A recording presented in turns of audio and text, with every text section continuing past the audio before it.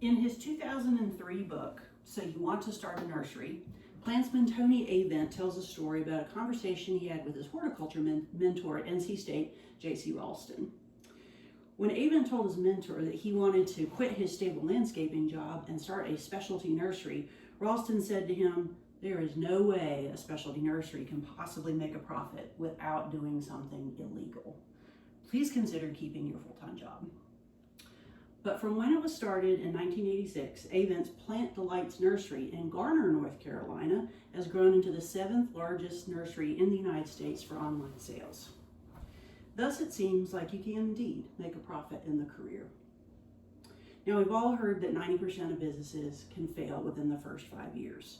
So if you wanted to be a horticulturalist, and if you wanted to have a nursery, what could you do to ensure that that wouldn't happen? Nursery operators, it turns out, are not just good gardeners, but they're also good business people. So to be successful, an operator needs to have skills and resources, as well as focus on a kind of local niche that will meet local demand. First, to be a nursery operator, you must have more than green skills. The North Carolina Works career website defines a nursery manager as a low-skill job, and they list things like planting and weeding and watering and fertilizing as the skills, and also some mechanical work. So this seems very straightforward. Avent, however, argues that nursery work requires good business sense. He believes that many nursery owners begin as good gardeners who potter about and they think they can go into the retail industry, but they don't have a business plan. So he lists a series of 6 skills that he thinks are really important. The first are entrepreneurial skills, the ability to have a business vision and a mission statement and to hold to it. The second is system skills, understanding the horticultural workflow. The third is admin skills, using computers and spreadsheets and making a budget. The fourth is communication skills, or being able to talk to your customers. The fifth is technical skills, like if you don't have water, how do you build an irrigation system? And lastly in the list is the horticultural skills, or how to grow plants.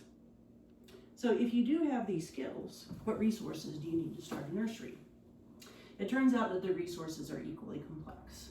Most sources are in agreement that financial capital is important, and that means you either have savings or you take out loans in order to buy your land, buy equipment, build the buildings that you need. Having land capital is really the most important. You're going to have to purchase property, and you have to research it well. You have to ask, what's the zone that it's in, what kind of water does it have, what kind of soil does it have. All this background will help you choose the right place. Henderson County Extension Agent Steve Pettis makes a case for also building social capital. He urges beginning horticulturalists to go and join nursery associations like the NCNLA, and makes the argument that beginners can benefit a lot by connecting with experts in the field. So if you have skills and resources, what else do you need to start a nursery? Well, the final element of a thriving nursery is that you should figure out what local demand calls for, so you fill a niche to make your nursery successful. Many experts argue that you should start just by visiting your local nurseries. See what it is that they're selling. Those are things that local customers want. Avent, interestingly, argues that you should come back at the end of the season and see what didn't sell. And he argues that those plants were ones that were overproduced and you don't want to sell those. What plants could you not find at all at your local nursery? That may be the niche that you need to fill.